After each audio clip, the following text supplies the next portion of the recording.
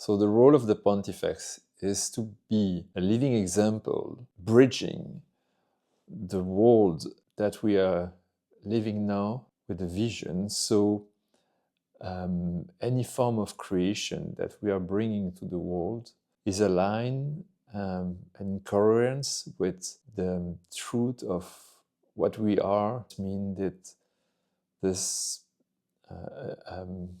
divine incarnated being, so the exact balance of being fully human while benefiting from this divine wisdom. So the role of the Pontifex is to help to that immense wisdom that is held in the memory of all of our cells, of our body vehicle. So through direct experience, we can transform that knowledge into wisdom. And this is the path of Jnana, Bhakti, and Karma. So Jnana being self-knowledge, so it's learning about oneself.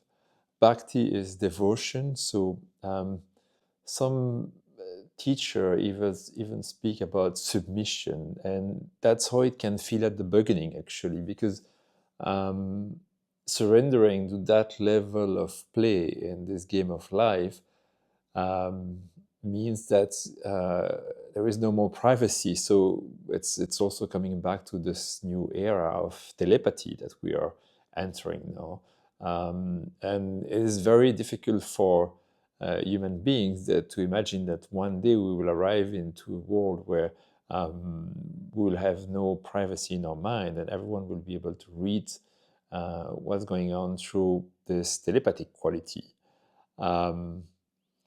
And while this is already happening in small communities, it has been documented by the National Geographic with some natives from Australia. And so they figure out after a couple months of staying with those people that when hunters were going in the bush and they were killing a kangaroo, and they will need like 2 or 3 guys in the village to help to bring that kangaroo back to the village, they will send their location through telepathy under the surveillance of those scientists. And the scientists did enough proof to consider that their telepathic qualities were real, let's say. And there is many other examples, but so this is one side of view, and I can definitely feel how it can feel oppressing and disturbing to allow such a disruptive perception of the future in our field of understanding. But in the same time, I think that there is much more people today in the world that OpenAI has much more knowledge on all their little secret than anyone will ever get to. So if we put things in perspective, I will be more concerned about the use of my data by some commercial companies than by some telepathic powers from a few people who walk a different journey. So from there, and because I'm an extremely curious person, I jumped into the experience of going to this gathering where there was like a couple hundred of those people holding telepathic powers. I have seen people singing with birds in a way that, through my experience and through the experience that were people I was with, the start of the conversation really start with this man, a man with a great quality that surprised me, actually, because I was having a discussion about that the day before I jumped into serving food, and for the rainbow community, the food is very sacred. I have already explained in another video, but so they are doing all kind of protocols to keep that high vibration for the food. And at the moment of serving it, first of all, the people who are volunteering for serving it are doing a circle around it to bless the food with some home. And prior that, for 1 or 2 hours, everyone have been singing together in a circle to really come to that place of presence where any kind of individualistic thoughts will dissolve in presence of the magnitude of the love that is being shared to that circle. So then the food arrived there. Then the crew for serving the food arrive and do a small circle inside of the big circle to bless the food with the hum that is then followed by the second circle. So you have on the big days around 1,500 people homing on the food that is in the center of this circle. So you can imagine already the frequency that food is vibrating at that moment is, if you have any beliefs about that, is quite elevated. So the first day it was a porridge, and it was very heavy. I took the big pan of probably 60 or 70 kilos of porridge that I took care with another guy that was the first time too.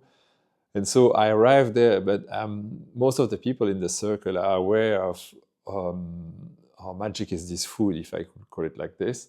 So when I start to serve the food, the love that I received from those people quickly shifted from, I felt that I was the most lucky one in the exchange that we were having there. And quickly I could feel my body and my ethereal body. So the ethereal body is the energetic body that is outside of us, or the Egyptian will call it the Ka. And so I can feel like a kind of a magnetic aura expanding while I was performing this service.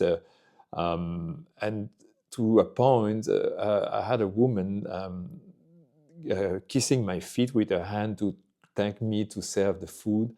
And I could feel that when she was doing that, my heart was melting. And it was like something I never experienced before. It was very special. So I was with this group in the forest explaining my experience the day before. When I start to hear the birds coming closer and closer, to a point that I was like, I looked behind me, because it was like, this bird is very close. It's weird.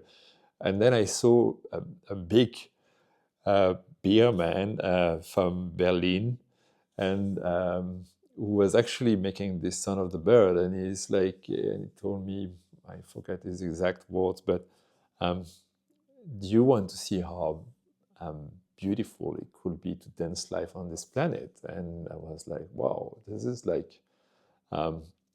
And then I figure out during the week, other people were singing with the birds. I did try myself a little bit, like going alone in the forest and trying singing with them. I cannot know exactly if I had a reaction, but from my feeling, I felt that they were in some way answering to my practicing, even though I was not on a level that I could entertain any proper discussion with them. I definitely felt that there was a connection. And yeah, so even that, at that moment, I had this guy who arrived, and he was like with his big music instrument, like an accordion. I forget the name in English, but this music instrument that you're weaving with, like keyboards. And so, but he was a beginner, and he wanted to play actually in the same spot that I found for like the singing birds lesson. And as he was on his way to leave, I was like, but I want to hear your music. And he was like very shy. So, and then instead it was just on the border of a field, and then he started to play. I put myself like a couple of meters behind him, because I felt he needed this own space. And almost as soon as he started to play this music, it was so magic, and that he was like being an instrument of God. Even though this guy was a beginner, you could feel that something was special was happening. And in the next minutes, like tens of calls arrived from the complete opposite of the field. We haven't seen them before. And so they arrive and they come very, very close to him. There was a few young males also, so I was like, I hope everything's going to be fine. And then as I was witnessing that scene, this guy was so fearful and so shy just before, passed the gate to go in the field, and then started to play in the middle of the cow with, like, I don't know, probably 40 or 50 cows surrounding him, but in a circle. And he was completely comfortable because there was nothing to fear. So the Pontifex is the one that is helping, inspiring people to his own, living his life as an example of what's possible, and that it is possible to experience a world without fear, a world without having to compromise our truth. So this is my role, this is what I enjoy most doing, and I also see it as honoring my family heritage, where I have many ancestors who endorsed this role in the at least in the past 800 years. And Picasso says that the meaning of life is to find your gift, and the purpose of life is to give it away. And I really wish for you to find your gift, because each of us is such a unique piece of this most beautiful mandala puzzle of humanity. That is the manifestation of God in this cosmos. God experiencing himself and coming back to remember and free himself from this beautiful illusion game of Maya. Lokah, Samastah, Sukhino, Bhavantu.